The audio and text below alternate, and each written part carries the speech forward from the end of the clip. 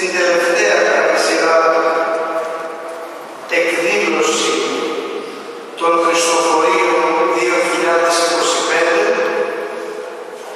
με την οποία επισφραγίζεται αυτή η εβδομάδα η αφιερωμένη εις τον πολιούχον Άγιό μας, τον Αθέμιατιό μας, τον Άγιο Μεγαλομάρτυρο Χριστοφόρο.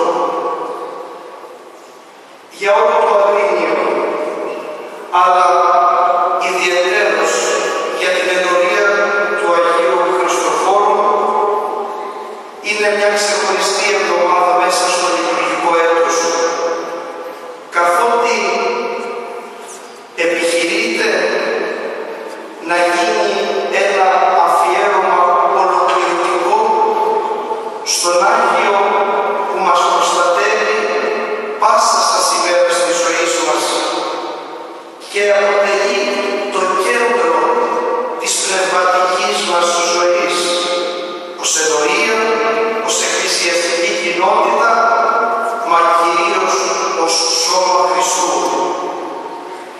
Έτσι λοιπόν σήμερα σκεφτήκαμε με την ευλογία και την άδεια του Σεβασμιωτάτου Πιμενάδου μας να καλέσουμε έναν πρόσωπο ή αγαπητό σε εμάς μέσα από τα αιτιανά κύματα, μέσα δηλαδή από το εκκλησιαστικό ραδιόφωνο.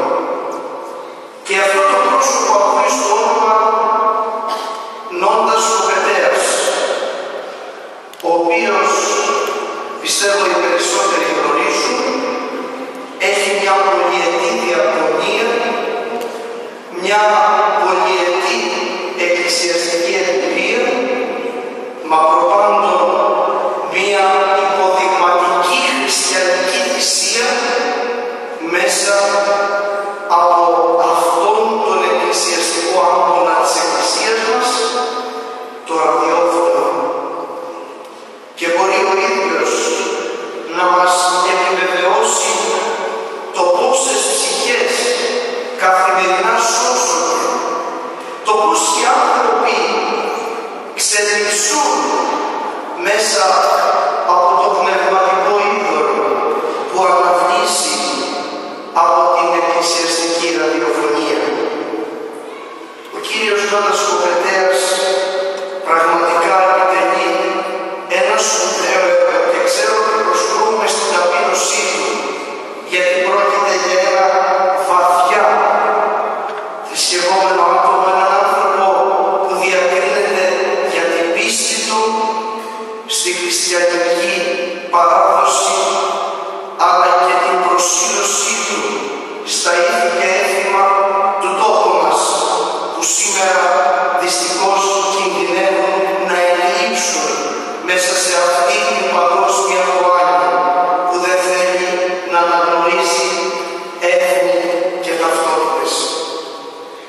Ο κύριος Κοπετέας, να πούμε πολύ περιληπτικά γύρω από το βιογραφικό του σημείωμα κάποια στοιχεία, γεννήθηκε στην Αθήνα το 1975 με καταγωγή από τη Μεσσιανική Μάνη. Σπούδασε και έλαβε πτυχίο από το τμήμα της νομικής σχολής του Δημοκρίτριου Πανεπιστημίου Θράκης και μεταπτυχιακό τίτλο από το τμήμα πολιτικής επιστήμης και διεθνών σχέσεων του Πανεπιστημίου Πελοποννήσου. Άσκησε την δικηγορία για 7 χρόνια και μέχρι την είσοδό του στο δημόσιο και στην περιφέρεια Πελοποννήσου στον διοικητικό τομέα της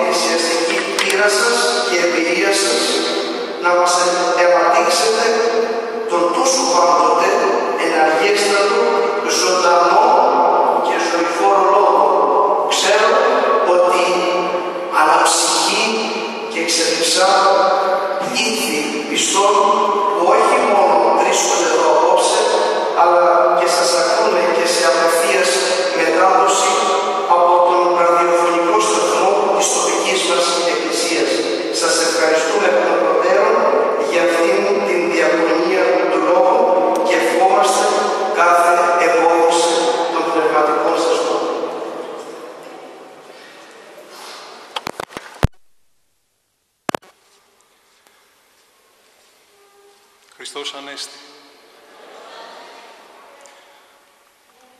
Και τώρα τι λένε μετά από όλα αυτά που με την αγάπη του, την βαθιά και τη φιλαδελφία του είπε ο πατέρ Ιωάννης, τον οποίο ευχαριστώ θερμά, όπως και τον πατέρα Χριστοφόρο, όπως και όλους τους πατέρες στο Εκκλησιαστικό Συμβούλιο και τον σεβαστό Πειμενάρχη σας που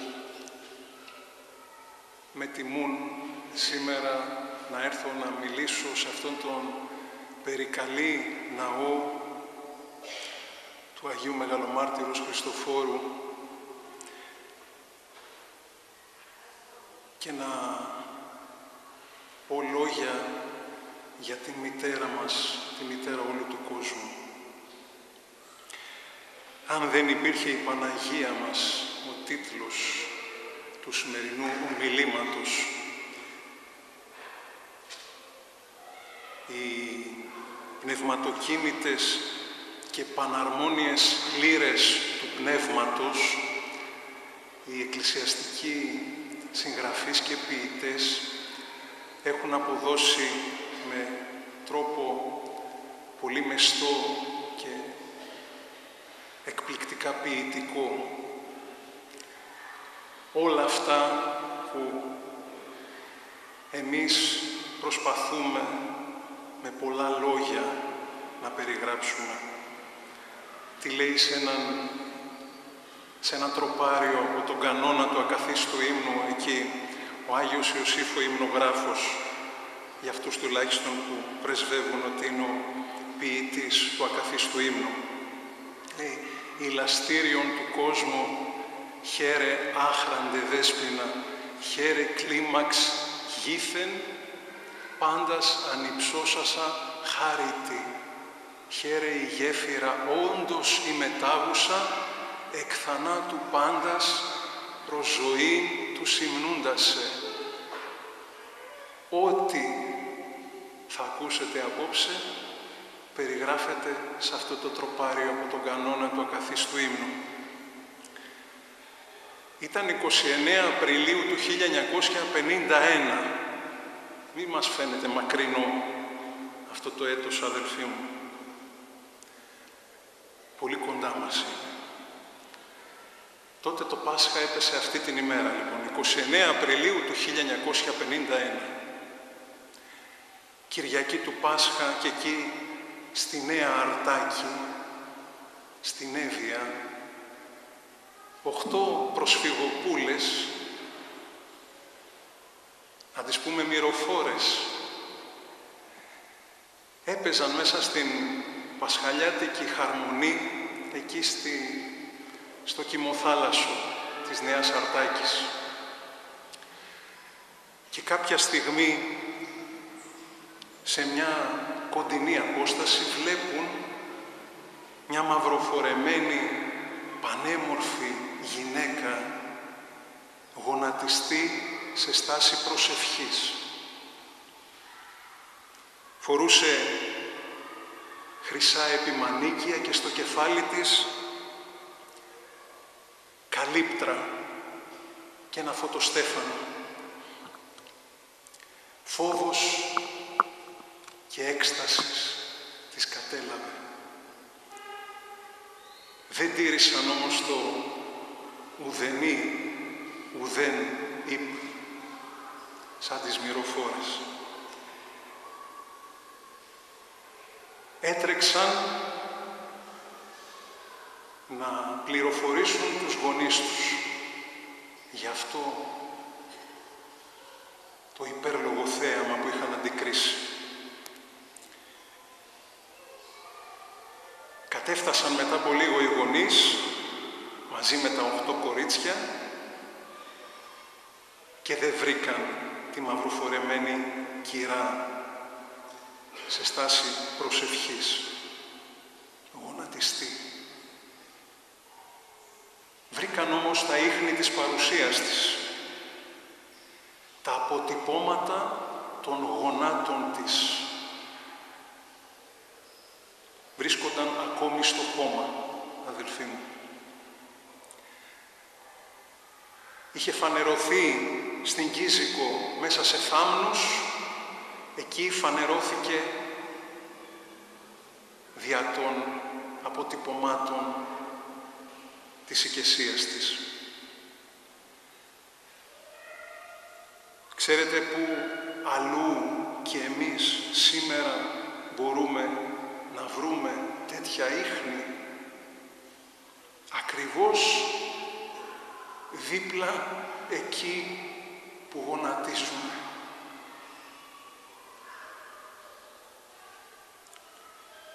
Εκεί βρίσκεται συμπροσευχόμενη η Παναγία μας. Και είναι τα γόνατά της η γέφυρα, η μετάγουσα, η διαπορθμεύουσα γέφυρα, που διαπορθμεύει τους στεναγμούς, τις θλίψεις και τις παρακλήσεις μας. Τα γόνατα είναι αυτά που ενώνουν το χωικό με το ουράνιο, το χώμα με τον Χριστό. Έτσι συναντάμε και τον μακαριστό Άγιο Μητροπολίτη σας, Μητροπολίτη μας, Κύρο Κοσμά, στο εξώφυλλο του Νέου Βιβλίου. Τα γόνατα είναι η γέφυρα που ενώνει το χώμα με τον Χριστό. Ο Άγιος Ιωσήφ, ο υμνογράφος, έχει γράψει και το Τριώδιο των Ρόδων,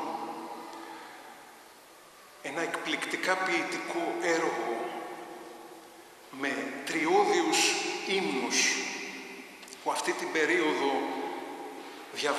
διαβάζεται από την Κυριακή του Θωμά μέχρι την Κυριακή του Πεντηκοσταρίου και κυριαρχεί μέσα σε αυτό το έργο, στο Τριώδιο των Ρόδων, η χαρά. Μας συγκινούν οι ψυχές, οι διαλεκτές και διδαχτές του Αγίου Θεού που βαδίζουν με προσανατολισμό. Υπάρχει μια ευχή εκεί στην προηγιασμένη, ας με διορθώσουν οι πατέρες αν κάνω λάθος, που λέει «Χαρίσετε αυτής την τελειότητα της πίστεως». Αυτός είναι ο προσανατολισμός, η αύξηση σε αυτήν την τελειότητα. Το να προοδεύουμε σε αυτήν την τελειότητα της πίστεως, αδελφοί μου, αυτός είναι ο προσανατολισμός, η σωτηρία της ψυχής μας. Σε αυτήν την ατελεύτετη πορεία έχουμε μια ακαταγώνιστη σύμμαχο και μεσήτρια στην ίαση ψυχής και σώματος, στην ενίσχυση της πίστεως και της υπομονής, στον αγώνα που δίνει η ψυχή όταν χωρίζεται από το σώμα, στο πώς παρεμβαίνει οικετευτικά για να βοηθήσει στην υλοποίηση του σχεδίου της σωτηρίας του καθενός μας, στο να μας χειραγωγήσει και να μας οδηγήσει στο δρόμο της μετανοίας, σε κάθε μας βήμα, σε τούτο εδώ το πρόσκαιρο, δίπλα μας, η μάνα όλου του κόσμου. Στέκομαι μπροστά της και συλλογούμε πως η ταπείνωση είναι το μόνο γιατρικό.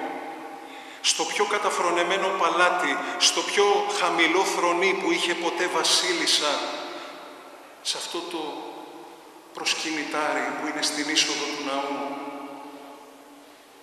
φανερώνεται η Παναγία μας. Κι όμως, σε τέτοια ταπεινά ενδιαιτήματα, η χάρη της επιλέγει μόνο να φανερώνεται.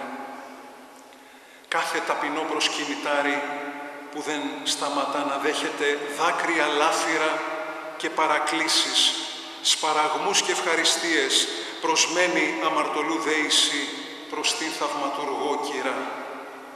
Πρόμαχος και τερατουργός εξαισίων αή προστατεύουσα.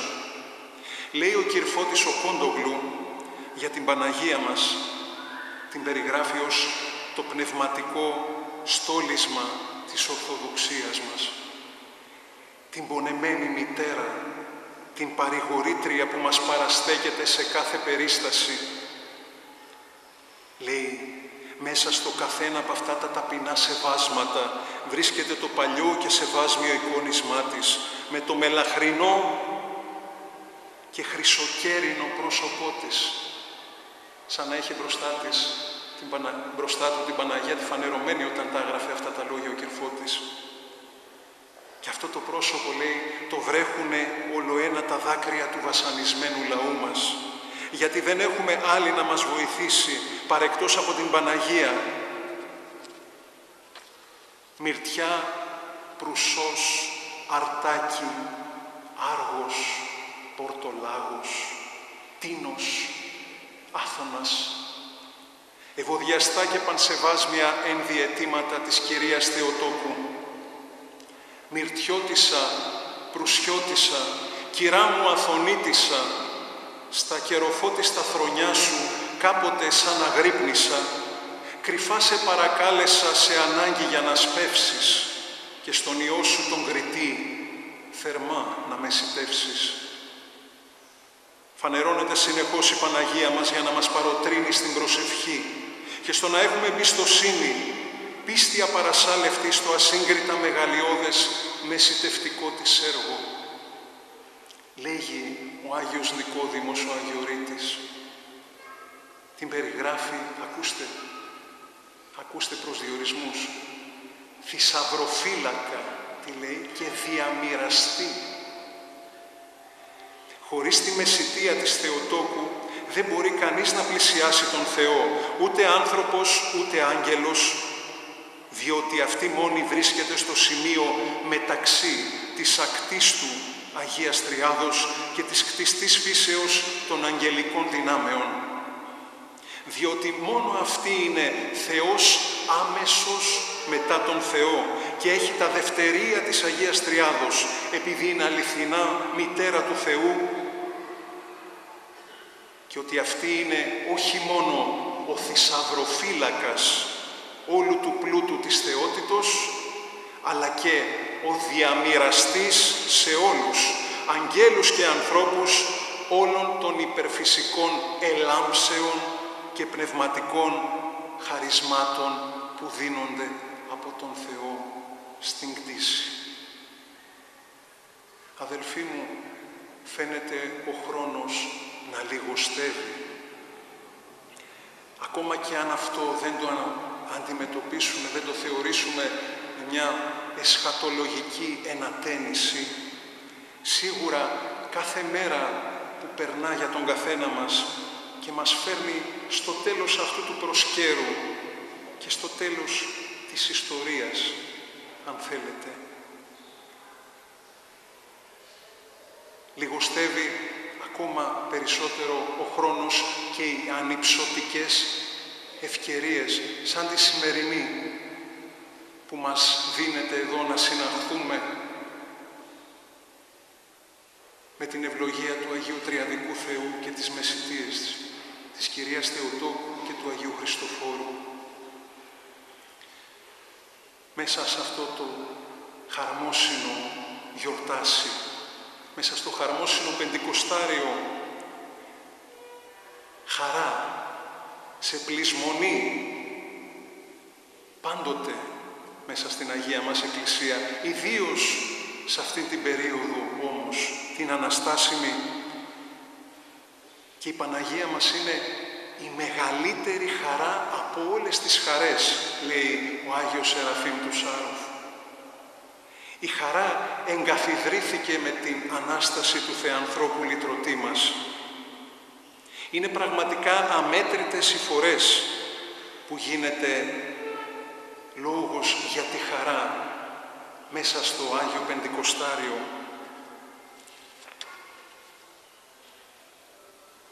Αυτή η εγκαθίδρυση της χαράς, η εξ ουρανού, έγινε με τρόπο πανηγυρικό. Με ένα νέο και παντοτινό εις τους αιώνες χαιρετισμό. Λέει ο Άγιος Γέροντας, ο πατήρ Ιωήλ, ο Γιαννακόπουλος, Χριστός μας πριν από την Ανάσταση αποκαλεί τους Αποστόλους και όλους εμάς φίλους. Και τώρα μας αποκαλεί αδελφούς του. Και τα αδέρφια έχουν τα ίδια δικαιώματα και έτσι γινόμαστε συγκληρονόμοι της ουράνιας βασιλείας. Και αφού ο Χριστός μας αναστήθηκε με το σώμα Του, έτσι και εμείς θα αναστηθούμε όπως προσδοκούμε με τα σώματά μας. Θα λάβουμε, ακούστε τι λέει, τα χέρια με τα οποία ελεήσαμε, τα μάτια με τα οποία κλάψαμε τις αμαρτίες μας, το στόμα με το οποίο ομολογήσαμε Χριστό και τούτον εσταυρωμένο και αναστάντα. Και πώς τους χαιρετά, πώς μας χαιρετά, με το χαίρε. Αυτό που άκουσε πρώτη από όλους η Παναγία μας από το πανάχραντο στόμα του Υιού της. Πολλοί πατέρες θεοφώτιστοι μας το μεταφέρουν αυτό το γεγονός. Δεν καταγράφεται στις Ευαγγελικές διηγήσεις, μα τους το πληροφόρησε η αψευδής και απλανής ολοκάθαρη καρδιά τους. Ένας από αυτούς, ο Άγιος Γρηγόριος ο Παλαμάς, επεξηγεί με τρόπο σαφέστατο, κάνει με επίνευση Αγίου Πνεύματος μια μικρή συγκριτική μελέτη στα σχετικά ευαγγελικά αναγνώσματα.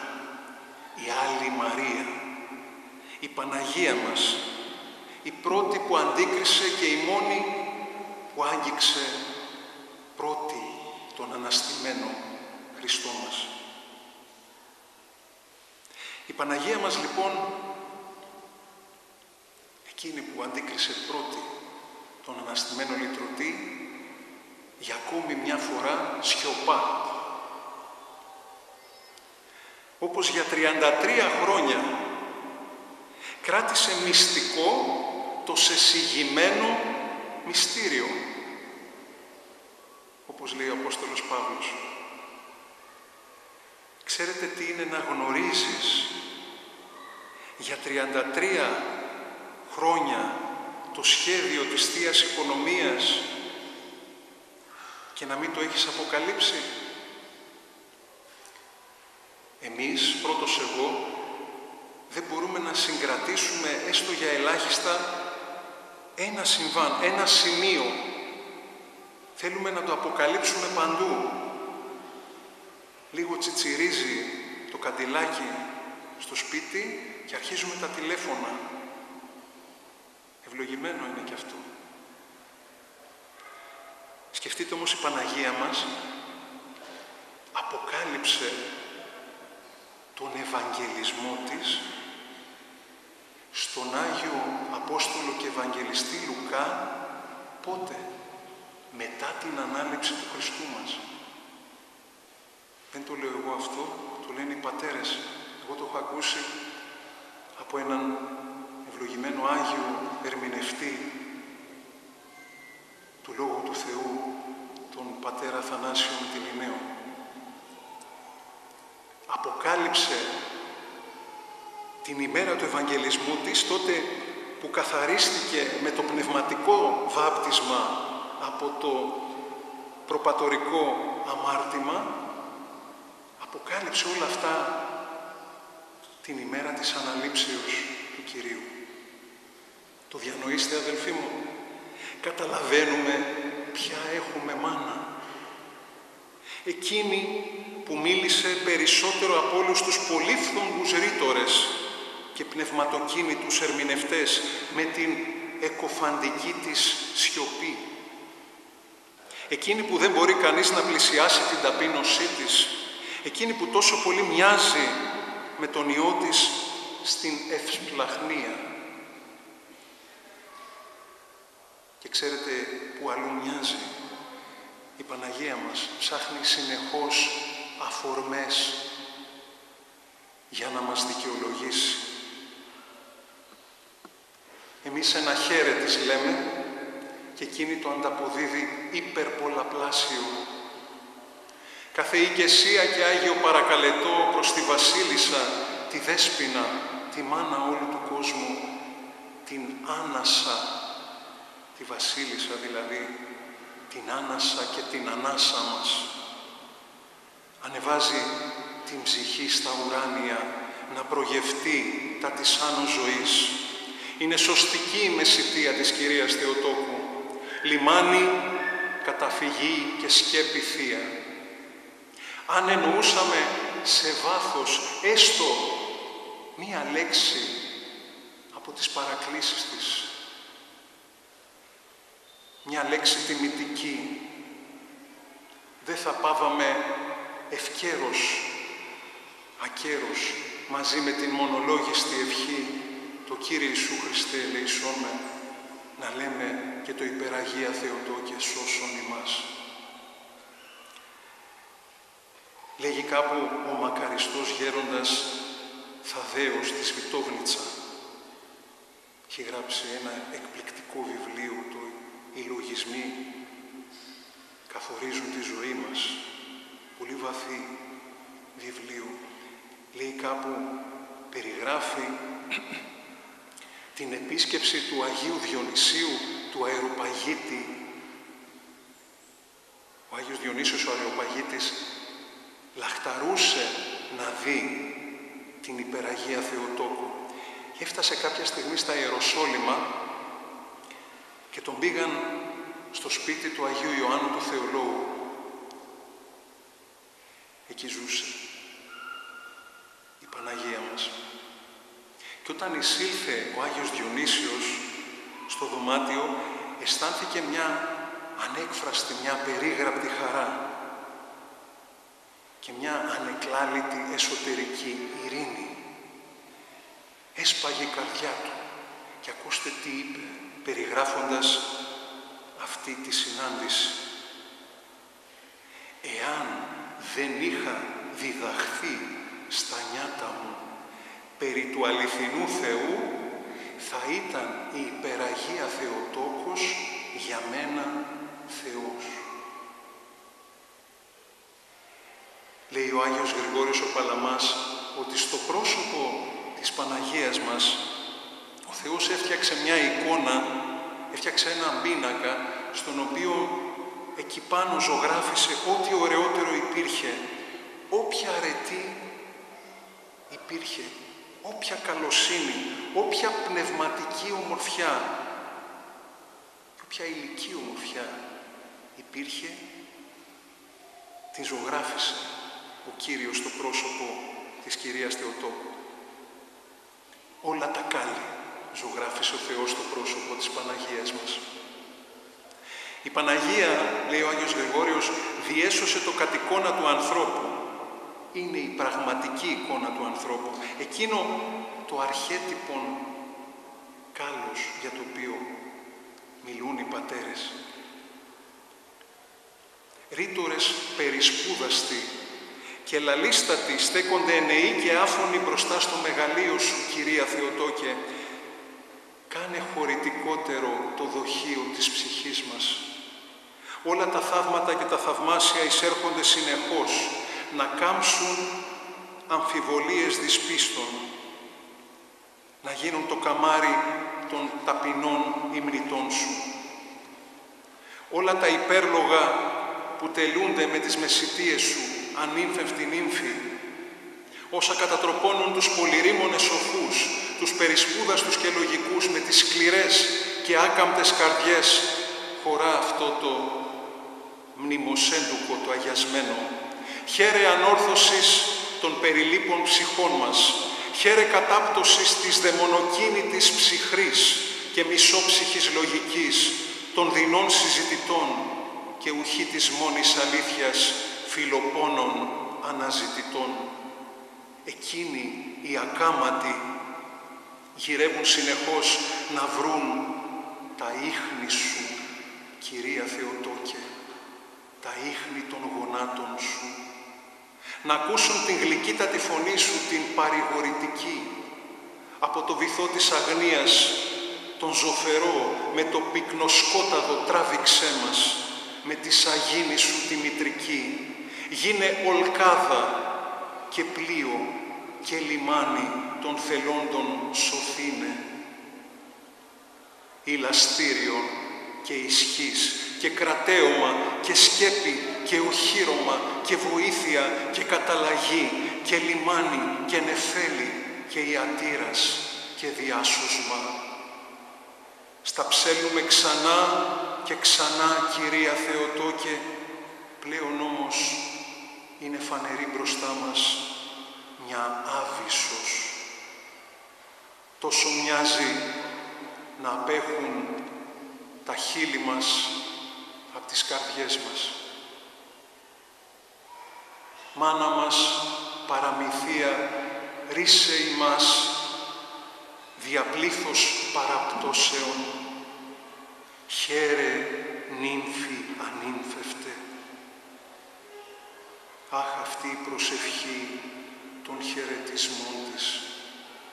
Είναι θαύμα αυτή η προσευχή, σαν οι καρδιές την απαγγέλουν, να μην τελειώσει της ποτέ τα ταπεινά του κόσμου θέλουν. Διαφύλαξε και επίβλεψε, το υποσχέθηκες, Κυρία, όποιον μ' αυτή σε χαιρετά εν τη Δευτέρα παρουσία. Αδελφοί μου, πλήθυναν στις μέρες μας τα βιβλία, τα λόγια, οι εκπομπές, μα λιγόστεψαν τα βιώματα. Και έλεγε κάποιος ευλογημένος αδελφός μας, πως στις μέρες μας πολύς λόγος περί Θεού, αλλά οι θεούμενοι είναι σπανιότεροι από κάθε εποχή. Κι όμως υπάρχουν ακόμα τέτοιοι θεούμενοι, με αίσθηση ζωντανής παρουσίας του Χριστού, που συνεχώς βιώνουν θεαρέστος. Γι' αυτό δεν παύουν να γεύονται απερίγραπτης γλυκύτητας καρπούς τα θαύματα και τα θαυμάσια της πίστης μας. Εκεί στον πρόμαχο Ορθοδοξίας και στις εκδόσεις εφήμνιων δεν παύουν οι βαστάζητες, έτσι αυτοπροσδιορίζονται αυτοί οι άνθρωποι, να αποθυσαυρίζουν αυτά τα βιώματα, τα υπερλογά. Οι βαστάζοι της Κυρίας Θεοτόκου μας θυμίζουν λίγο ένα διήγημα του Κυραλέξανδρου του Παπαδιαμάντη, τον Κακόμη. Ανάμεσα, λέει ο Κυραλέξανδρος, εις τους βαστάζους της μικράς παραθαλασσίας πόλεως, τα πρωτεία είχε αξίως ο Αποστόλης ο Κακόμης. Όλοι τον ανεγνώριζαν ως Χαμάλμπαση, χαμάλι δηλαδή. Εσήκωνε ως έλεγον περί τας 150 οκάδας. Οι βαστάζοι σηκώνουν το αμέτρητο βάρος της διάδοσης αυτής της συγκλονιστικής χριστοκεντρικής προσευχής των χαιρετισμών. Εκείνης διείς η χαρά εξέλαμψε.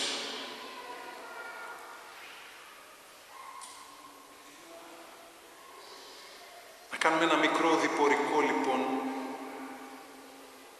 σε όλη την Ορθόδοξη Ελλάδα μας, σε λίγα λεπτά, εκεί που αγαπάω και μεσητεύει συνεχώς η Κυρία Θεοτόκος. Στη μόνη χώρα όμως που βλασφημείται τόσο το άχραντο πρόσωπό της. Ομιλεί πριν από 10-12 χρόνια ένας πεφυλημένος κουτλουμουσιανός πατέρας. Ψάχνει ο Κύριος, λέει ο πατέρ Γεράσιμος, το φιλότιμό μας. Παραχωρεί τα μαρτύρια του συγχρόνου ανθρώπου, Το πρώτο της συνειδήσεως, με μια συκοφαντία, ας πούμε, όπως το βίο του Αγίου Νεκταρίου και της ασθένειας έπειτα. Βλέπετε πόσο υποφέρει ο σύγχρονος άνθρωπος.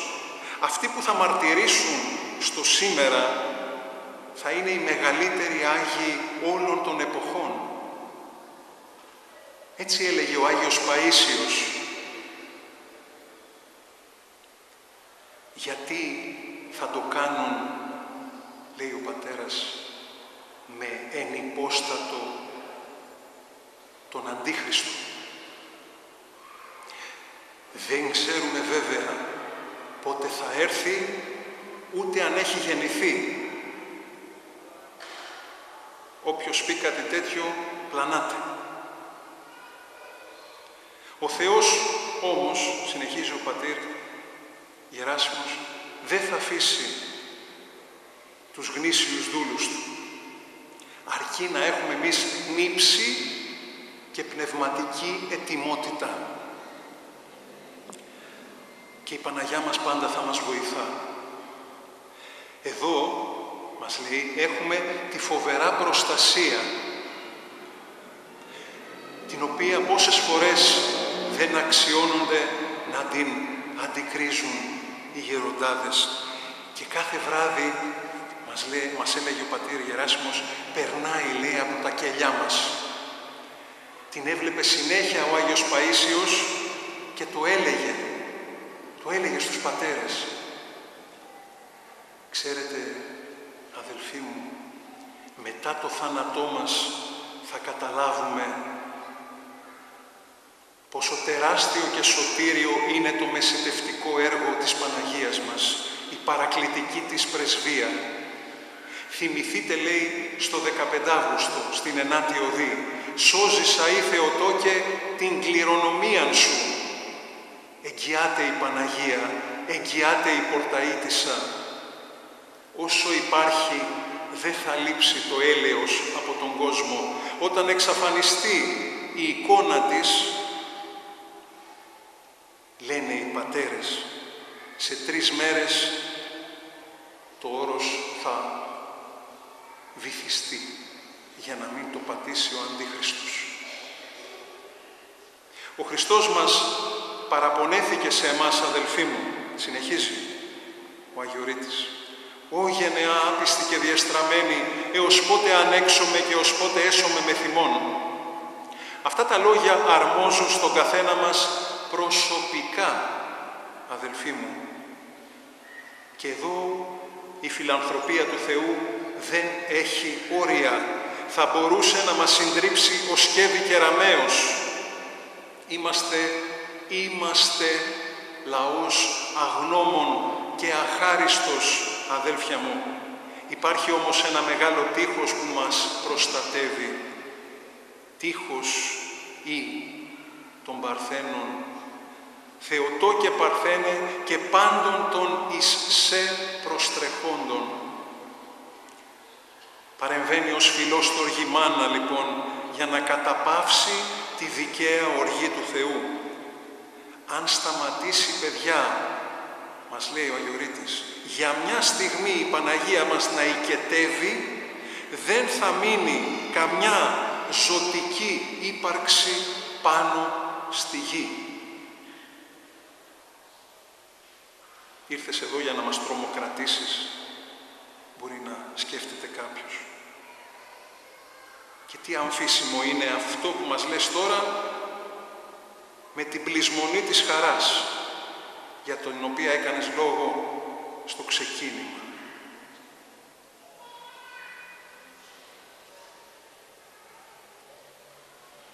Το έργο της Κυρίας Θεοτόκου είναι το πιο κορυφαίο, το πιο λεπτό, ανθρώπινο και μητρικό. Την είδε ένας Αγιορείτης κάποια στιγμή με μαύρο πουκάμισο. «Γιατί, κυρά μου, μαύρο φοράς?» την ρώτησε. «Παιδί μου, εφόσον δεν πενθεί ο κόσμος για τις αμαρτίες του, πενθώ εγώ για να μην αφανίσει ο Υιός μου αυτόν τον κόσμο». Θα μπορούσε Αναρωτιέται τώρα ο Αγιορείτης, θα μπορούσε ο Θεός να αφανίσει τον κόσμο? Στην Παλαιά Διαθήκη, προτού σαρκωθεί ο Θεός Λόγος, προς συλλήψεώς του, τι έγινε? Έγινε ο κατακλυσμός του Νόε. Παρότι ο Νόε και η οικογένειά του ήταν ενάρετοι, δίκαιοι και ευσεβείς, παρά τα αυτά ο Θεός, βλέποντας το κατρακύλισμα του κόσμου, αποφάσισε τότε την καταστροφή. Ξέρετε γιατί? Γιατί τότε δεν υπήρχε η Παναγία μας. Να λοιπόν, γιατί η κυρία Θεοτόκος κατέχει τα δευτερία, τα δεύτερα πρεσβεία. Να γιατί πρέπει υπερβαλλόντος να την τιμάμε. Το 40 ο Άγιος Παΐσιος την έβλεπε να βοηθά και να κατευθύνει η ίδια τα στρατεύματα. Αλλά δεν ανεχόταν, έλεγε ο Άγιος. Κρατώ εδώ στα χέρια μου ένα εικονάκι που το έχει χαράξει ο ίδιος, ο Άγιος Παΐσιος.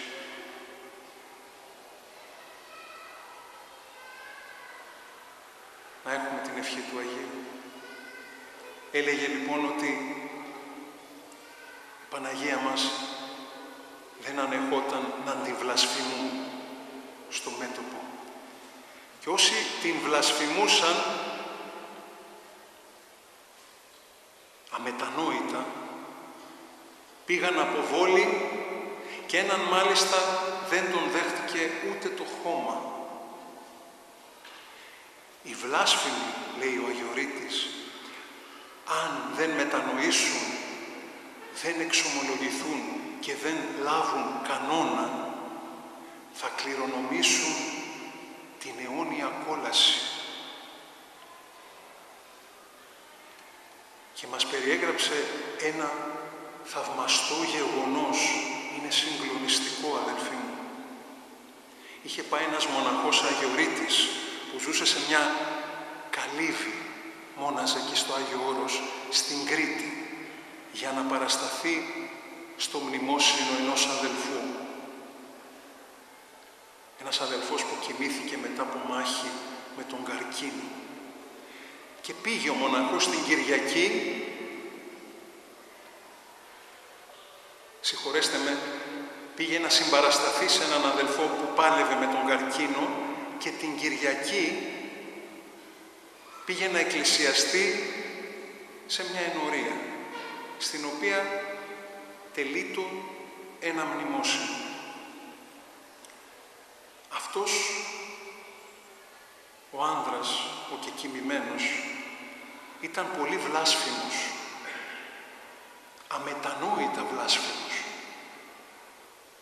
Μόλις τελείωσε το μνημόσυνο και έφτασε στιγμή να μοιραστούν τα κόλληβα στους παρευρισκομένους, αυτά μύριζαν τόσο άσχημα που κανείς δεν μπορούσε ούτε να τα πλησιάσει. Πήραν αμέσως στο ζαχαροπλαστείο να διαμαρτυρηθούν οι συγγενείς. Μα ο άνθρωπος τους θύμισε ότι τα είχαν παραλάβει το ίδιο πρωί και ήταν φρεσκότατα και μοσχομύριζαν. Θλίψη και αναστάτωση, όπως καταλαβαίνετε, στους συγγενείς του κεκοιμημένου υπερού το μνημόσυνο. Όλοι αναρωτιόνταν και έψαχναν να βρουν δικαιολογίες για αυτό το γεγονός.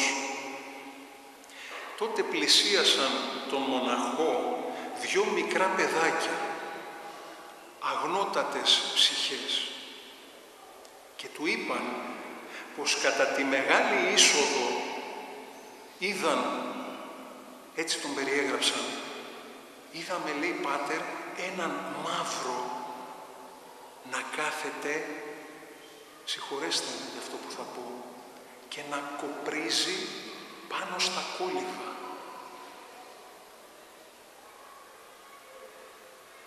Κατά παραχώρηση δηλαδή Θεού, είδαν τον δαίμονα της βλασφημίας να βρωμίζει τα κόλληβα που θα μοιράζονταν. Είναι, το κατανοώ, είναι ακραίο αυτό που ακούσατε. Το καταλαβαίνω. Αλλά πρέπει να λέγεται. Γιατί το πάθος της βλασφημίας είναι καταστροφικό, ολέθριο.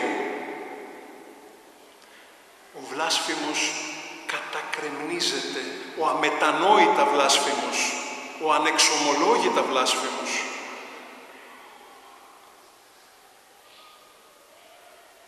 Λένε κάποιοι που βλασφημούν. Έτσι τα λέω. Δεν το εννοώ. Και έλεγε ο Γιουρίτης, να σε ρωτήσω, λέει, αδελφέ μου, εσύ που βλασφημείς, έχεις βάλει ποτέ σου το χέρι στην πρίζα για να γελάσεις?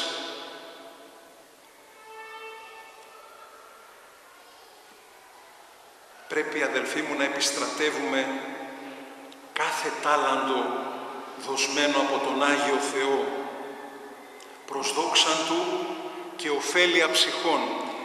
Λέει κάτι που αγάπαγε πολύ ο Άγιος Παΐσιος, το λέει ο Άγιος Ισαάκ ο Σύρος. Έλεγξον δια της δυνάμεως των αρετών σου, τους φιλονικούντας μετά σου, και αποστόμωσον αυτούς δια της πραότητος και της γαλήνης των χιλέων σου. Έλεγξον τους μεν ακολάστους δια της εναρέτους ημεριφοράς σου, τους δε ανεσχύντους κατά τας αισθήσεις δια της συστολής των ονομάτων σου. Ακούστε πώς επιστράτευσε το ευμήχανό του ένας αδελφός μας. Σε μια παρέα πριν από λίγο καιρό, κάθονταν κάπου, έπιναν τον καφέ τους, γνωρίζονταν καλά μεταξύ τους. Περιέγραφε ο ένας λοιπόν κάποιες δυσκολίες που αντιμετώπιζε στον εργασιακό του χώρο και ο άλλος που τον γνώριζε καλά του λέει, κατάλαβα, του λέει, θα πήγε η βλαστήμια σύννεφο. Άστα, του λέει αυτός, μην τα συζητάς. Γιατί, αδελφέ μου, τι σου έφτεξε ο Χριστός μας και η Παναγία μας? Δεν το θέλω, του λέει, θολώνω. Θα ρίξω πως το κάνω επίτηδες. Έχει σκεφτεί, του λέει, πως επειδή βλασφημάς σου συμβαίνουν συνεχώς τέτοιες αναποδιές? Άντε βρε, του λέει ο άλλος, δεν τιμωρεί ο Θεός. Ο Θεός είναι αγάπη.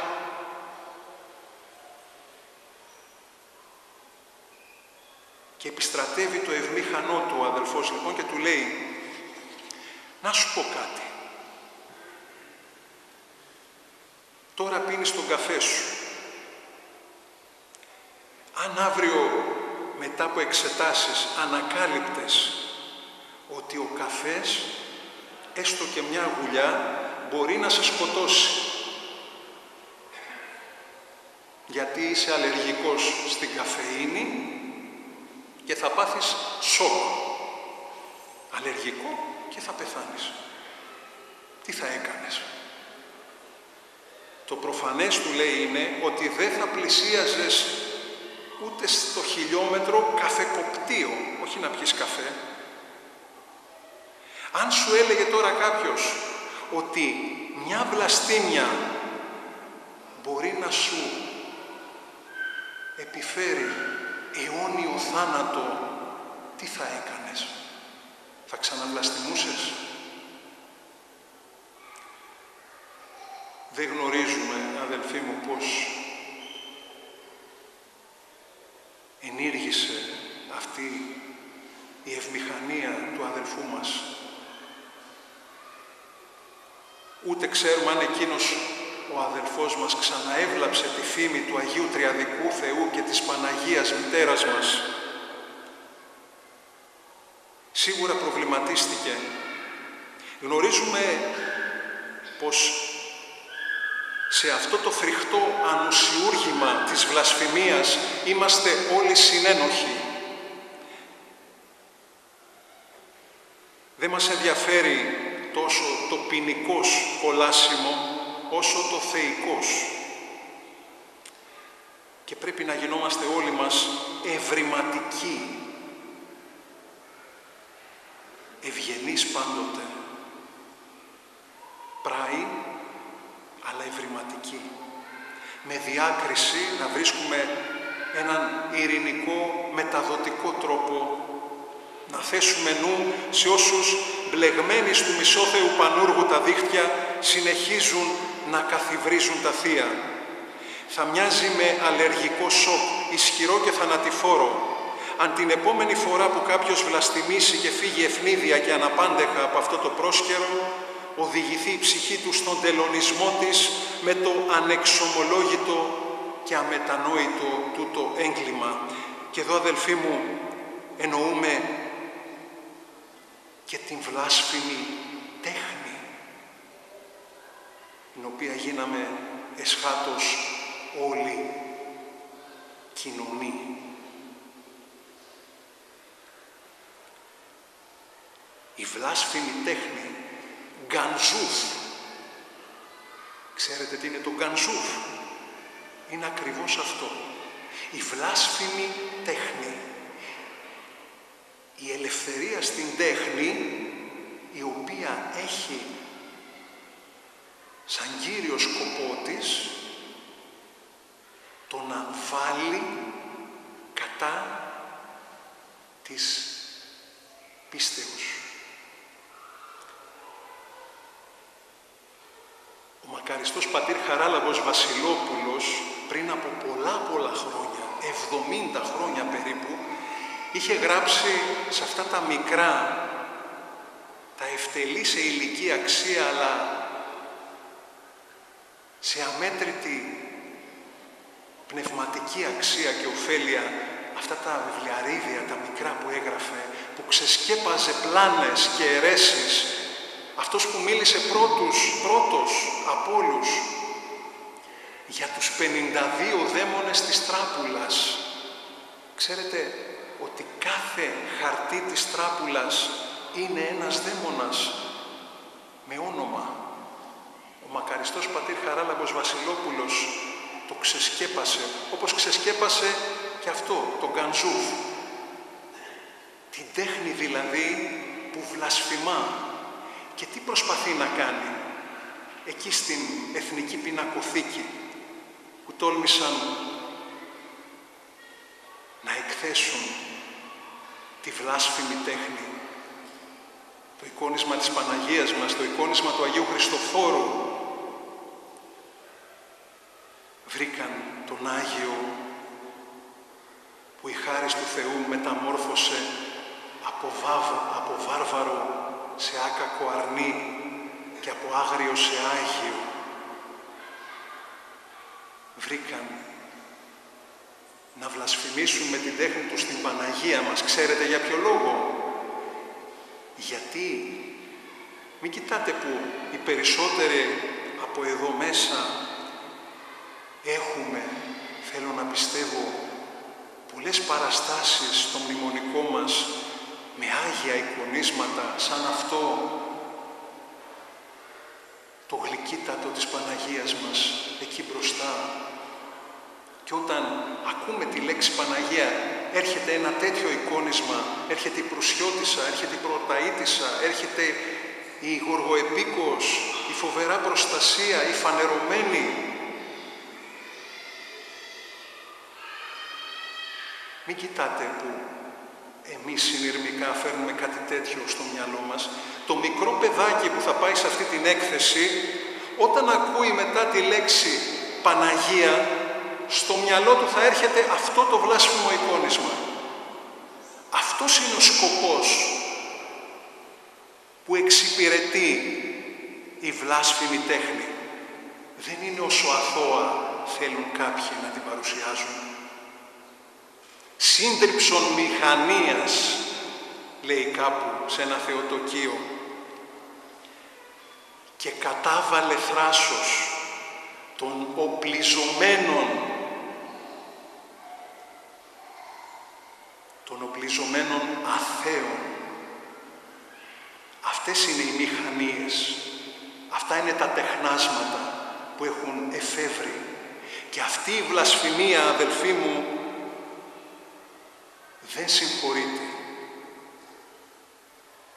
Λέγεται ότι, το λέει ο κ. Δημήτρης ο Παναγόπουλος αυτό, όταν η Παναγία μας κοιμήθηκε, ήρθε ο Χριστός μας να πάρει την ψυχή της, του ζήτησε σαν χάρη, πριν αναλυφθεί στον ουρανό, να πάει να δει την κόλαση. Την πήραν οι άγγελοι λοιπόν, την διακόνησαν και την ξενάγησαν. Ακούστε, στην κόλαση. Και βρήκε, λέει, η Παναγία μας εκεί πολλές κολάσεις. Λέει με το γλαφυρό του ύφος και τρόπο ο κ. Δημήτρης. Και τις εξηγούσαν οι άγγελοι σε κάθε μια από αυτές τις κολάσεις τι είδους αμαρτίες έκαναν οι ψυχές που βρίσκονταν εκεί. Για όλο τον κόσμο των αμαρτωλών που έκαναν πάσης φύσεως αμαρτήματα, για όλους η Παναγία μας που ψάχνει συνεχώς αφορμές για να μας δικαιολογήσει, βρήκε κάποια ελαφρυντικά να πει και να παρακαλέσει τον Κύριο να κρίνει επίοικος. Έφτασε όμως και σε μια κόλαση που βρήκε μια μεγάλη τάξη ανθρώπων που είχαν τις γλώσσες τους κρεμασμένες και βγαλμένες έξω. Εδώ ποιοι είναι, ρώτησε η Παναγία μας. Εδώ είναι οι βλάσφημοι, απάντησαν οι άγγελοι. Τότε η Παναγία μας έβαλε το κεφάλι κάτω και προχώρησε χωρίς να πει κουβέντα. Δεν βρήκε κάποιο ελαφρυντικό για να παρακαλέσει το Χριστό μας. Είπε για όλους, για τους βλάσφημους δεν είπε τίποτα. Παραξενεύονται κάποιοι που λέμε την Παναγία μας μάνα και που δεν ανεχόμαστε να βλασφημείται η μάνα μας.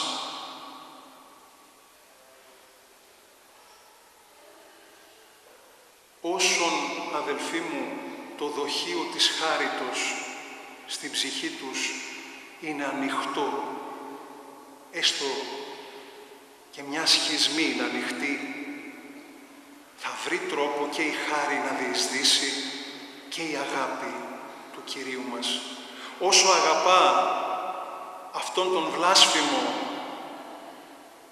που έφτιαξε αυτά τα τερατουργήματα ο Χριστός μας, αγαπά και το μεγαλύτερο Άγιο που υπάρχει αυτή τη στιγμή πάνω στη γη. Απλά ο Άγιος έχει χωρητικότατο δοχείο για να προσλάβει από την απίθμενη αγάπη του Κυρίου. Ο άλλος το έχει ερμητικά κλειστό αυτό το δοχείο. Τη λέμε μάνα μας γιατί κάτω από το Σταυρό έγινε η Ιερή Υιοθεσία και, επιτρέψτε μου να πω, και η Ιερή Μητροθεσία με εκείνο το «Μήτερ ιδού ο Υιός σου». Υιοθετηθήκαμε όλοι μας μαζί με τον Άγιο Ιωάννη το Θεολόγο εκείνη τη στιγμή. Γίναμε παιδιά της. Γι' αυτό τη λέμε μάνα μας. Υιοθετηθήκαμε όλοι από την άπειρη εσταυρωμένη αγάπη, λέει ένας Άγιος των ημερών μας, ο Άγιος Γέροντας Εφραίμ, ο Σεραγιώτης.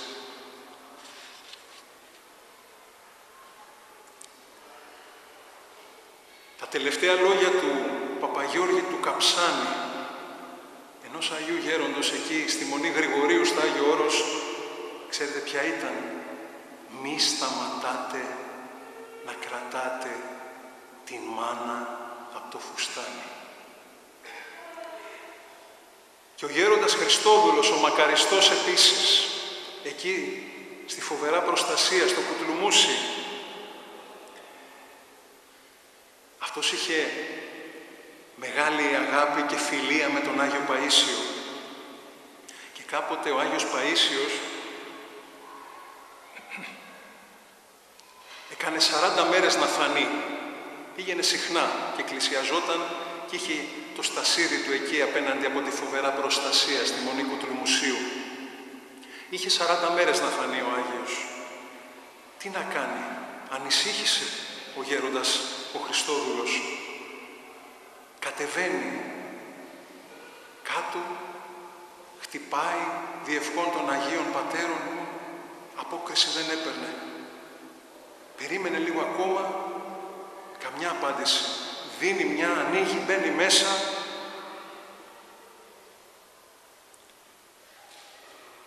Και βλέπει τον Άγιο να κάθεται σε ένα μαξιλαράκι και να προσεύχεται. Και είχε δίπλα του λίγο ψωμάκι και ένα τσαμπί σταφύλι. Γέροντα, με συγχωρείτε, τι συμβαίνει? Ζητώ συγγνώμη που μπήκα έτσι μέσα. Ανησυχήσαμε όμως. Παπα Χριστόδουλε, όλες αυτές τις μέρες, 40 μέρες, τις πέρασα με νηστεία και προσευχή. Έρχονται πολλά άσχημα. Ας μην είναι τόσο βαριά για τους ανθρώπους.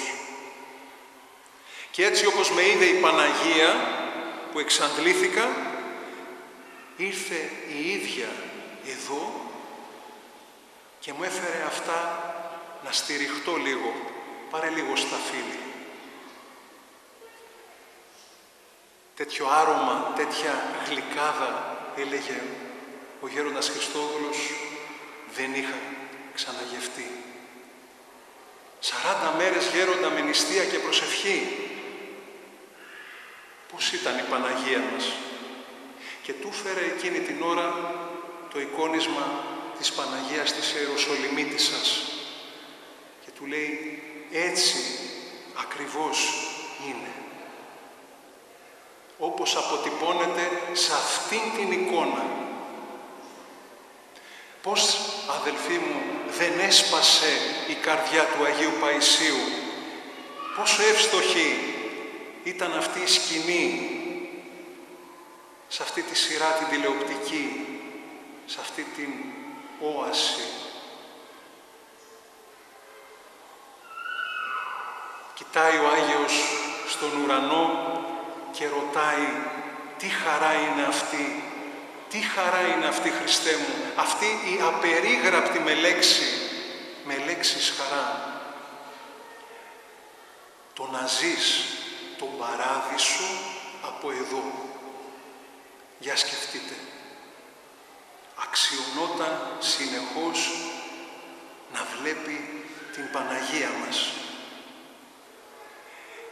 Ο Άγιος Ιωσήφ ο Ησυχαστής έκλαιγε γιατί η Παναγία μας του είχε πει ότι θα τον έπαιρνε στη Μετάστασή της και παραπονιόταν. Και ήρθε ο Άγιος Γέροντας Εφραίμ ο Αριζονίτης μαζί με τους υπόλοιπους και τραβάγαν κομποσκήνη για να φύγει ο γέροντας. Τι λευκασμένες ψυχές είχαν, αδελφοί μου, αυτοί οι άνθρωποι, για να αντέξουν και αυτά τα υπέρλογα. Είναι του παραδείσου όλες οι τρυφές, οι ωραιότητες, οι χάρες και οι χαρές άγνωστες εμάς. Δεν αντέχει ο άνθρωπος να τις αντικρίσει. Θα σπάσει η καρδιά μας μόλις έστω για ελάχιστα ακουμπήσει στον ουρανό του ουρανού. Μας το είπε και ο Μέγας Απόστολος των Εθνών, πως κανένα αυτή και μάτι ανθρώπου δεν μπορεί να συλλάβει το κάλος και τα αθάνατα αγαθά που περιμένουν τους δικαίους. Το ίδιο συμβαίνει και με τη θέα αυτών που θαυμάστωσε ο Κύριος. Δέος και αδυναμία έστω να θεαθούν οι τυλαυγείς αστέρες που εμφαίνουν τον Μέγα Ήλιο και πρώτη από όλους η Παναγία μας, η εκλαμπρωτέρα των ουρανών, η φωτός καθαροτέρα, κάποτε ένας θεοτοκόφιλος με μια απλότητα, απίκυλη απλότητα, όπως την περιγράφει ο Άγιος Ιωάννης της Κλίμακος, έλεγε «Παναγία μου, να μπορούσα έστω μία μόνο φορά να σε δω κι ας έχανα το ένα μου μάτι». Και του παρουσιάστηκε αυτή που έλυσε το σκοτάδι, του νοητού ηλίου η κατοικία, η μόνη αγνή και άχραντος, και στη θέα της όντως δεν άντεξε και τυφλώθηκε από το ένα του μάτι. Αλλά ήταν τέτοια η χαρά του, η άφραστη τερπνότητα, αυτή η ανεπανάληπτη εφροσύνη, που αμέσως κράβγασε «Παναγία μου, αν είναι να σε ξαναδώ, ας χάσω και το άλλο μου μάτι». Και του ξαναεμφανίστηκε η Παναγία μας. Μόνο που τούτη τη φορά του αντάμυψε τη θυσιαστική του αγάπη, χαρίζοντας ολότελα το φως του. Εμείς ας την ατενίζουμε με τα μάτια της ψυχής κάθε φορά που θα την παρακαλάμε. Και είναι αμέτρητα τα προσωνύμια της. Αυτό της γοργοεπικού όμως είναι συγκλονιστικό. Πάλι ο Άγιος Παΐσιος περιγράφει, τέλη δεκαετίας του 50, ήταν τότε εγκαταβίωνε στη Μονή Φιλοθέου και τον είχαν στείλει στον Αρσανά της Σιβήρων. Τώρα οι άνδρες κατανοούν, οι γυναίκες ίσως να έχουν διαβάσει. Είναι μία μισή ώρα απόσταση. Έπρεπε να πάει ένα γράμμα ο Άγιος Παΐσιος στην Ιβύρον και μετά να περιμένει στον Αρσανά ένα γεροντάκι που θα ερχόταν να γυρίσουν με τα πόδια στη Φιλοθέου. Ήταν περίοδος 15 Αυγούστου. Τότε ο Άγιος χώριζε την περίοδο του 15 Αυγούστου στα δύο. Δεν έτρωγε καθόλου. Ξηρασία. Μόνο της μεταμορφώσεως έκανε μια μικρή παύση στη νηστεία, τότε που όλοι τρώγαν ψάρι, έτρωγε ένα παξιμάδι και ύστερα συνέχισε μέχρι το 15 Αυγούστου. Οπότε καταλαβαίνετε, καλοκαίρι, τέτοια οδηπορία, τέτοια αναμονή μέσα στον ήλιο, ήταν έτοιμος να πέσει κάτω. Για να μην τον δουν οι πατέρες και αρχίσουν και τον ρωτάνε τι συμβαίνει, τι έχεις, πήγε λίγο παράμερα, επειδή είχε αρχίσει να ζαλίζεται, και του ήρθε ένας λογισμός να κάνω, λέει, ένα κουμποσκήνι να με οικονομήσει η Παναγία μας.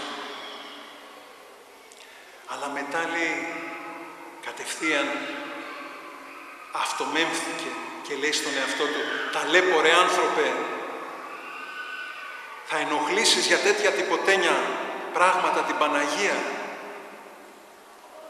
Και τότε, λέει, εκείνη τη στιγμή ακριβώς που το σκέφτηκε, βλέπει μπροστά του έναν μοναχό. Κρατούσε ένα στρογγυλό ψωμάκι, 2 σίκα και ένα τσαμπί στα φύλλη. Είδατε, συνεχώς τον γέρναγε η Παναγία από την άμπελο την αληθινή καρπούς. Πάρε αυτά, του λέει ο μοναχός, εις δόξα της Κυρίας Θεοτόκου. Και χάθηκε. Τότε, λέει ο Άγιος, διαλύθηκα, με έπιασαν τα κλάματα και δεν ήθελα να φάω τίποτα. Τι Τι μάνα, έλεγε, είναι αυτή? Να φροντίζει ακόμα και για τις μικρότερες λεπτομέρειες. Να εμπιστευτώ στην Παναγιά την πάσα μου ελπίδα, θαύματα και θαυμάσια μες στις αυλές της είδα. Μικρά παιδιά κι ανήμποροι μπροστά της γονατίζουν, στη σκιά της μεγαλόχαρης με δάκρυα μετανίζουν. Είναι αυτές οι θεραπευτικές σκιές της μάνας όλου του κόσμου, και από τη Γοργοεπίκο να πάμε στη μεγαλόχαρη τώρα, αδελφοί μου. Καταφυγή και σκέπη και ευσκιόφυλλο δέντρο. Πόσοι δεν αναζήτησαν αυτές τις σκιές? Δεν αρνήθηκε σε κανέναν η κυρία Θεοτόκος αυτή τη σκιά. Ποια μάνα αρνείται στο πονεμένο της παιδί την αγκαλιά της? Ιδίως όταν αυτό το παιδί της έχει μια πάναγνη ψυχή που δεν την πότισε ποτέ το δηλητήριο της αμετανοησίας. Θα μεσιτεύσει η κυρία Θεοτόκος πάντοτε προς το συμφέρον της αιτήσεως όμως.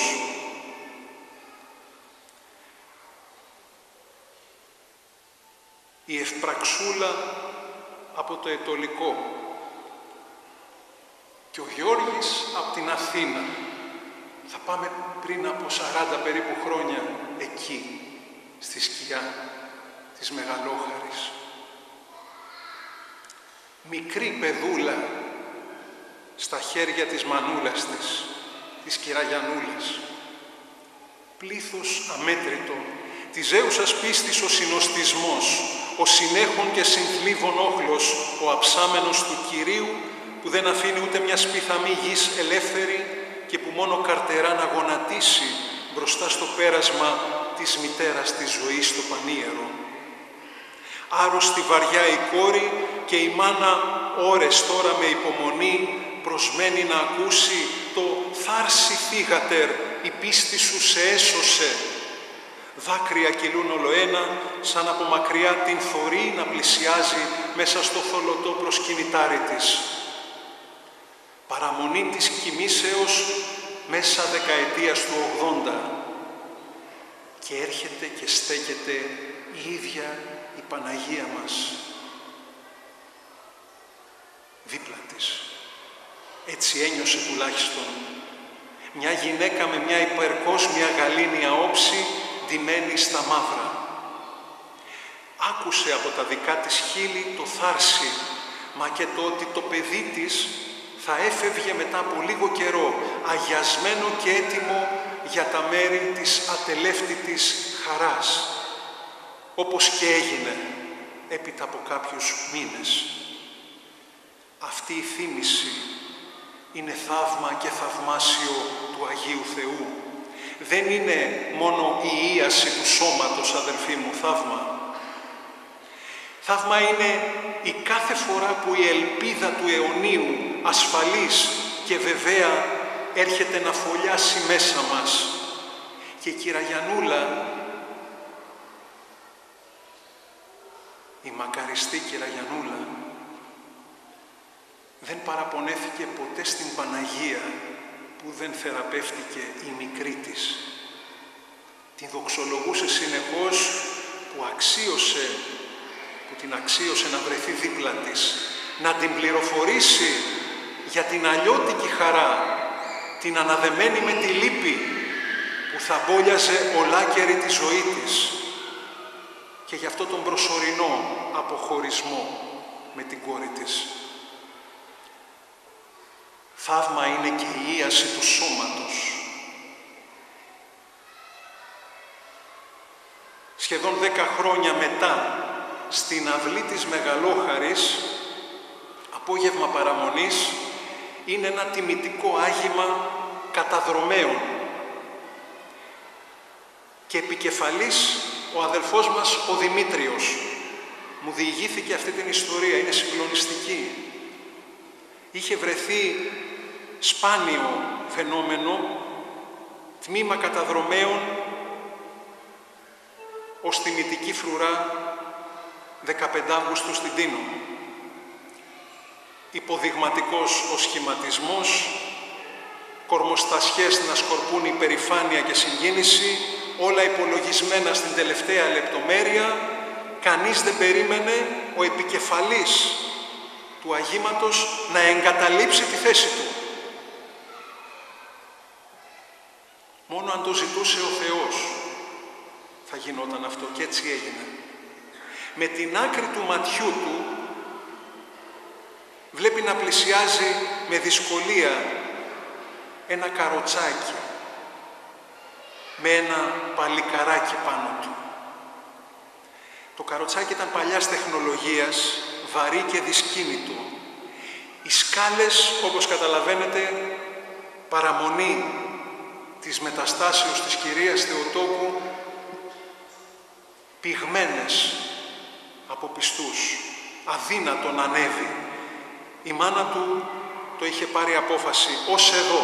Του λέει, παιδί μου, δεν βαστώ να σε πάω πάνω στο εικόνισμά της.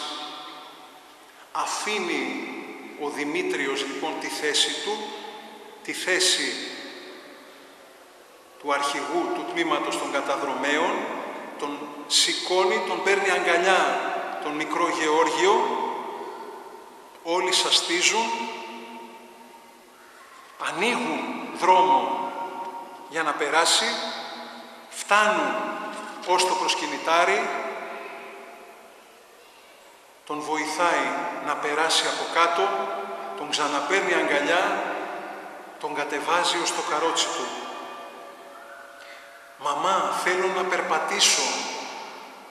«Το ξέρω, αγόρι μου». «Δεν κατάλαβες. Νιώθω ότι μπορώ». Με κατάπληξη ο Δημήτριος ακούει το μικρό. Βγάζει τον μπερέ του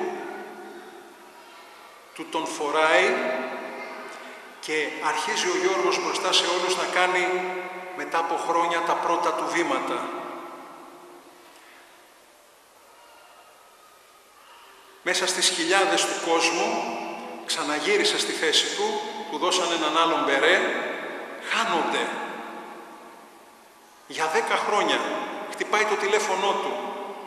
«Κύριε Δημήτρη, είμαι ο Γιώργος από την Τίνο. Το 95, θυμάστε, τότε που με ανεβάσατε στη Μεγαλόχαρη?» «Φυσικά σε θυμάμαι, Γιώργη μου. Πώς με βρήκες? Δεν ήταν δύσκολο. Μας είχατε δώσει τότε τα πλήρη στοιχεία. Σας έψαξα και σας βρήκα γιατί θέλω να σας καλέσω κάπου. Ορκίζομαι μεθαύριο στο στρατό. Θα ήταν μεγάλη τιμή μου να έρθετε. Ορκίζομαι στις ειδικές δυνάμεις». Και πήγε και τον είδε να ορκίζεται φορώντας τον μπερέ του. Έμαθε τότε και εκείνος περισσότερα για αυτό το μεγάλο θαύμα της Παναγίας μας. Κανείς δεν έδινε την παραμικρή πιθανότητα να περπατήσει στη ζωή του ποτέ ξανά ο μικρός Γεώργιος, μόνο αν το πρόσταζε ο Κύριος με τις μεσιτείες της κυρίας Θεοτόκου, της Μεγαλόχαρης θα γινόταν, και έτσι και έγινε. Τον απίστον το αμφίβολον άκουσμα μεσίτευσε η μητέρα της ζωής, τον πιστόν το αναμφίβολο καύχημα. Η αποσκιάδα υφής σκέπονται πολύ. Στα μέρη που ζούμε, εγώ και η οικογένειά μου, και εκεί που έχει ελεήσει ο Κύριος και ανέχεται η κυρία Θεοτόκος να ψέλνουν στο ψαλτήρι της, στην Παναγία την κατακεκριμένη, στο Άργος. Ερχόταν πάντοτε εκεί δίπλα μου ένας άνθρωπος, ο Κυρ Χρήστος, του οποίου δεν είχα ακούσει ποτέ τη φωνή του. τόσο σιωπηλός που είχα αρχίσει και παραξενευόμουν. Κάτι άλλο συμβαίνει, έλεγα. Κάτι του έχω κάνει για να μην μιλάει. Τίποτα από όλα αυτά. Ένας ταπεινός άνθρωπος, ένα παιδί της Παναγίας που δεν έχανε ακολουθία και παράκληση, που δεν σταματούσε ούτε μια μέρα να τη χαιρετά με τους χαιρετισμούς της και να της απευθύνει την παράκλησή της. Την παράκληση της Παναγιάς, της κατακεκριμένης, της πορτοκαλούσας, όπως τη λέμε εκεί στο Άργος. Και πριν από 5-6 χρόνια μπήκε με αφόρητους πόνους στο νοσοκομείο. Ήταν Χριστούγεννα. Κατευθείαν διεπίστωσαν πολλαπλές μεταστάσεις οι γιατροί από το πάγκρεας του. Λένε στα παιδιά του, πάρτε τον, λίγες μέρες έχει ακόμα, να τις περάσει σπίτι μαζί σας. Ο Κυρ Χρήστος δεν έκανε τίποτε άλλο από το να παρακαλέσει κατευθείαν την Παναγία μας, όχι να τον κάνει καλά. Σαν μικρό παιδί, Παναγία μου της λέει, σε παρακαλώ, μεσίτευσε στον Κύριο να μην φύγω τόσο απότομα.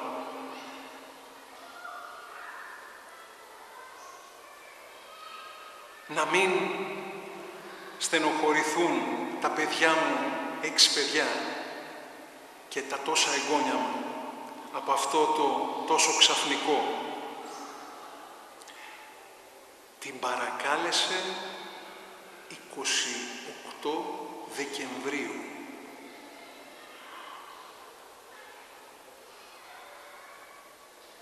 Τον άφησε στη ζωή για 7 μήνες. Ήταν να φύγει σε λίγες μέρες. 28 Ιουλίου κοιμήθηκε. Το συγκινητικό δεν είναι αυτό μόνο. Είναι ότι ένα βράδυ λέει στα παιδιά του, είδα την Παναγία μας, την κατακεκριμένη, ακριβώς έτσι όπως την βλέπουμε στο εικόνισμα. Ήρθε, λέει, μου χάιδεψε το κεφάλι και μου είπε κάτι που ακόμα δεν μπορώ να συλλάβω το νόημά του.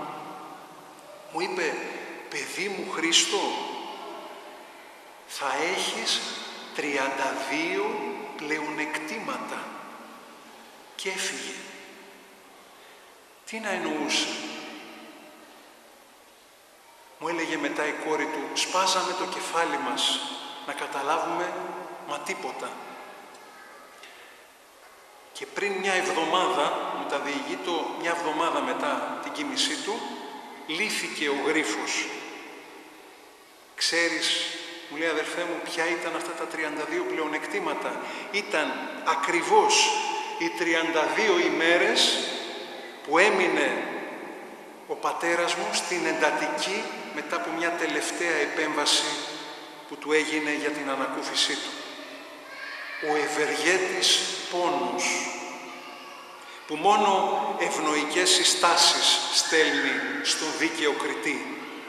Ο πατέρας, μου λέει, έλειωσε στην κυριολεξία. Έμειναν μόνο τα οστά και το δέρμα.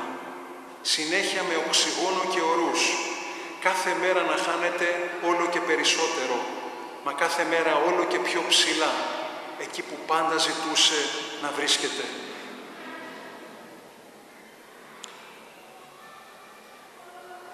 Ο μακαριστός πατήρ Σιμεών, ο Διονυσιάτης, μας έλεγε συνεχώς να ζητάμε τη χάρη και τη μεσιτεία της Παναγίας μας. Είναι μεσίτρια και εγγυήτρια και υπέρμαχος όλων μας, δηλαδή υπερασπίστρια. Όλα τα αιτήματά της, μας έλεγε, τα πηγαίνει μπροστά στο θρόνο του Υιού της. Αυτός τη χαρακτήριζε ως διαπορθμεύουσα. Την είδε, λέει, ένας αδελφός στο μετόχι που έχουμε στον Μονοξυλίτη. «Τι γυρεύεις εδώ, κυρά μου?» της είπε. «Βλέπω ποιοι έρχονται στο περιβόλι μου», απάντησε. «Μη σταματάτε», λέει, παιδιά, να τη ζητάτε χάρες και να τη χαιρετάτε καθημερινά με τους χαιρετισμούς της. Παρακαλώ, όσοι δεν έχετε αυτή την προσευχή και όσοι πιστεύετε ότι μπορείτε να τη δώσετε σε κάποιον που δεν τη γνωρίζει, μη φύγετε από εδώ χωρίς να πάρετε ένα τευχίδιο. Ήταν, λέει, μας έλεγε ο πατήρ Σιμεών, είναι γραμμένο στο γεροντικό αυτό, ένας ληστής κάποτε, ο οποίος παρότι συνεχώς προκαλούσε πολλά κακά,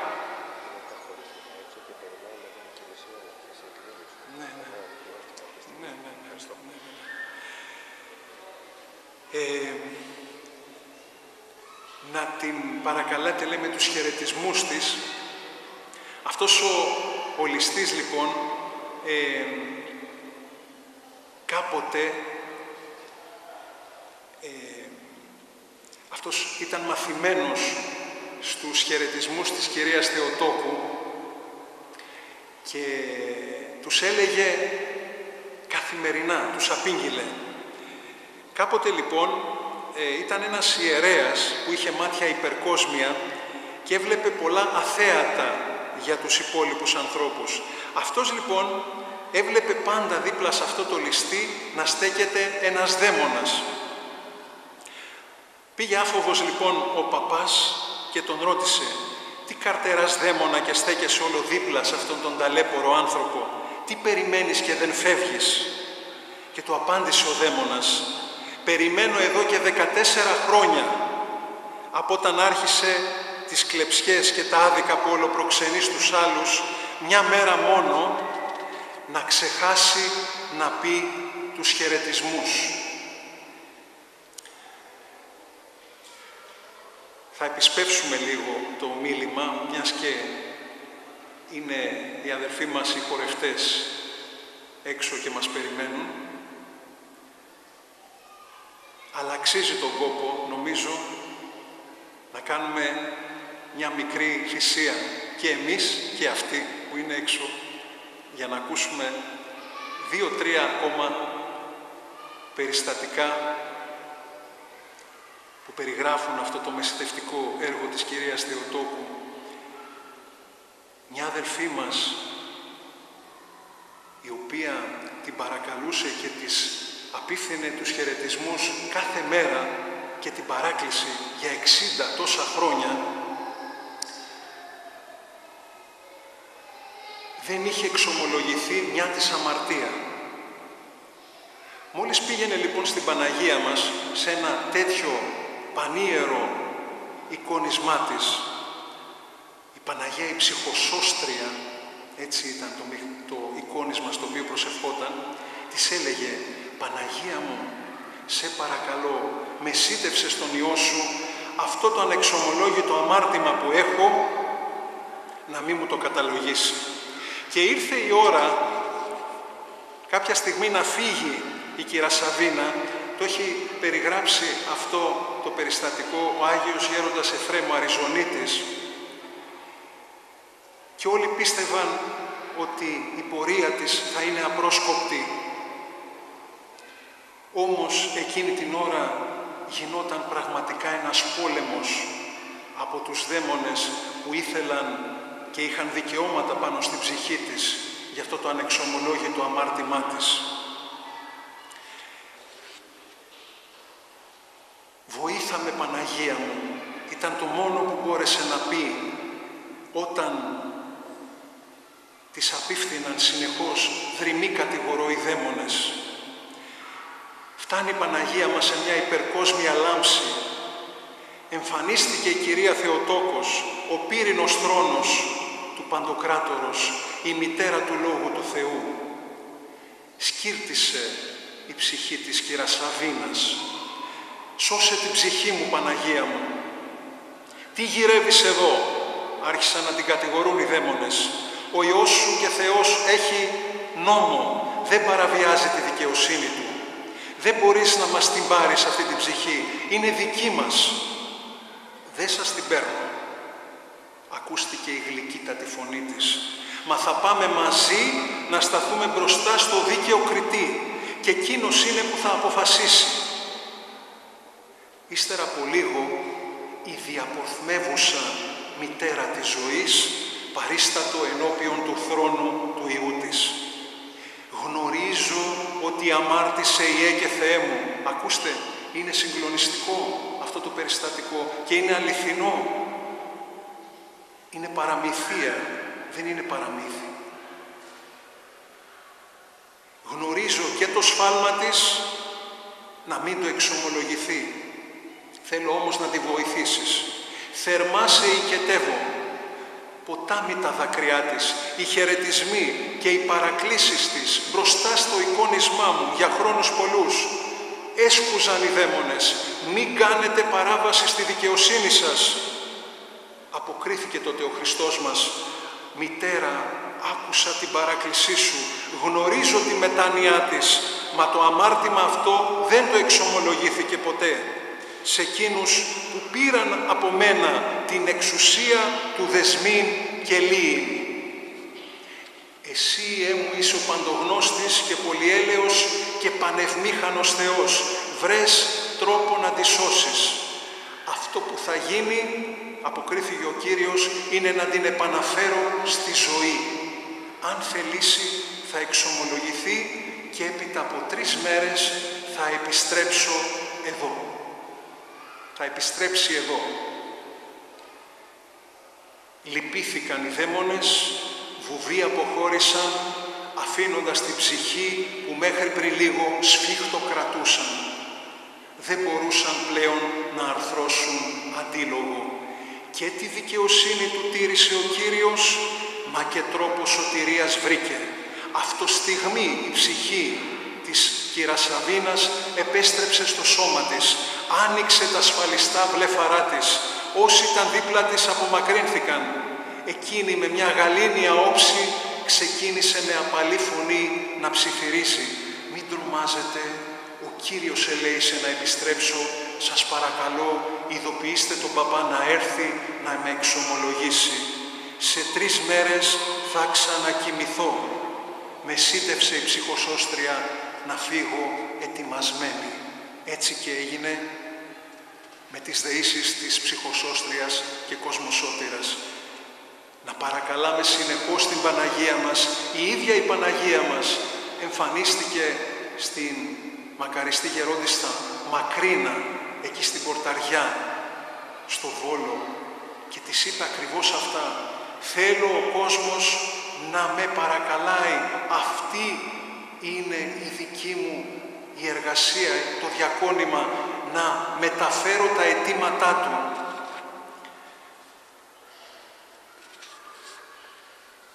Αδελφοί μου,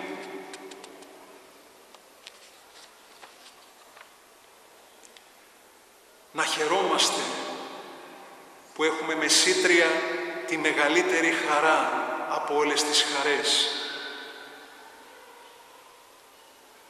Τους παράξενους χριστιανούς, αυτούς που πορεύονται συνέχεια με εκείνο το ξύ από τους χαιρετισμούς, ξενωθόμεν του κόσμου, των νουν εις ουρανών μεταθέντες. Δεν θα τους δεις ποτέ μελαγχολικούς, μα μόνο χαρμολυπημένους. Έχουν πατέρα για καταφυγή και σκέπη τους και μάνα άχραντη και σπλαχνική, τη στοργής μεσήτρια, υπερασπίστρια με παρησία αδύρυτη που κρατά συνεχώς και διάπλατη της ευσπλαχνίας στην πύλη την ωραία. Πόσα πρέπει να είναι τα ευχαριστώ μας στη μάνα όλου του κόσμου. Αμέτρητα, σαν της αμοθάλασσας τους κόκκους και τόσο ελάχιστα μπροστά στο πρεσβευτικό και σωτήριο έργο της. Τι να ανταποδώσεις και σε εκείνη, τι δώρο να της στείλεις, ποιος θησαυρός του κόσμου τούτου μπορεί να συγκριθεί. και να προσφερθεί ανταπόδομα στη δέσποινα του κόσμου για τη θεία επέμβασή της στις αποστασίας μας το κρέμνισμα. Δεν είναι τα τάματα τα λαμπερά, δεν είναι ο πλούτος και τα ατίμητα βραβεία στην υπερασπίστρια μητέρα του κόσμου. Ουδέν τελούμεν άξιον. Το ευχαριστώ το αιώνιο, την άσβεστη ευγνωμοσύνη και τιμή μπορούν να εκφράσουν μόνο της ψυχής μας τα δάκρυα.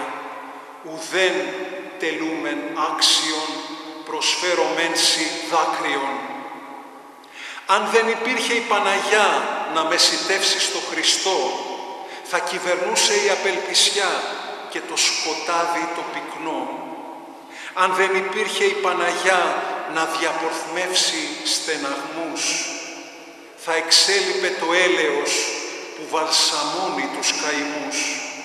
Αν δεν υπήρχε η Παναγιά να σμίξει Θεό και χώμα, ο Άδης θα κατάπινε κι οι πύλες του αγέροχες θα έστεκαν ακόμα. Λέει ο Άγιος Ισίδωρος ο Πυλωσιώτης σε μια από τις χιλιάδες επιστολές του, και τελειώνω με αυτό και συγγνώμη που σας κούρασα και από τους πατέρες που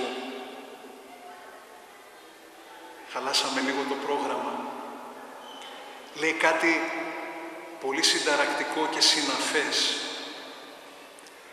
ότι δεν υπάρχει τίποτα χειρότερο από το να αμαρτάνεις και να μην το αισθάνεσαι.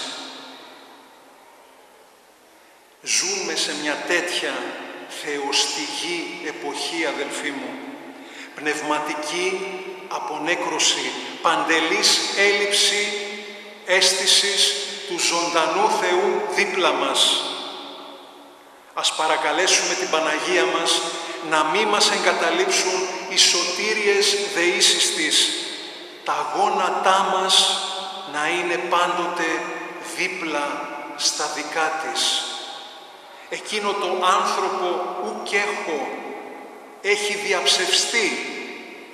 Αυτό που θα ακουστεί αύριο στο Ευαγγελικό Ανάγνωσμα έχει διαψευστεί από το Χριστό μας και την Παναγία Μητέρα μας, από τον Άγιο Χριστοφόρο και όλους τους Αγίους μας. Θα είναι μαζί μας. Ιδού εγώ με θυμώνυμη πάσας τας ημέρας έως της συντελείας του αιώνος. Χριστός Ανέστη.